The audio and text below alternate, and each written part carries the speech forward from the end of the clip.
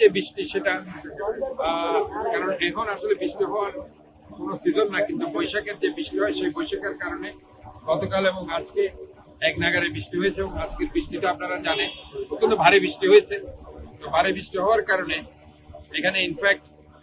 যেহেতু ইসরাখালের প্রত্যেকটা পয়েন্টে তারা বাদ দিয়ে রেখেছে, কারণ এখানে রিটেনিং ওয়ালের কাজ চলছে। আপনারা জানেন রিটেনিং ওয়ালের কাজ চললে অবশ্য বাদ দিতে হয়, না হয় রিটেনিং ওয়ালের কাজ করা যায় না।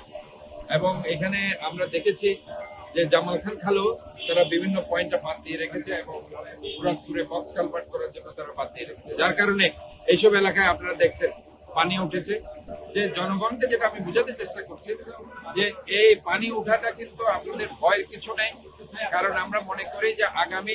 15 তারিখের মধ্যে যদি সেনাবাহিনী কাজটা করে ফেলতে পারে তাহলে আশা করি আগামী বর্ষাতে আমরা গত বর্ষাতে যেভাবে আপনাদেরকে জলাবদ্ধতা মুক্ত একটি শহর উপহার দিতে পেরেছিলাম, এবারও ইনশাল্লাহ এই 3টি খাল তারা যদি কাজ সম্পূর্ণ শেষ করে আমাদেরকে বুঝিয়ে দিতে পারে তাহলে আমরা আশাবাদী আগামী বর্ষাতে আমরা আল্লাহর রহমতে একটা জলাবদ্ধতা মুক্ত এটা চট্টগ্রাম আপনাদেরকে উপহার দিতে পারি।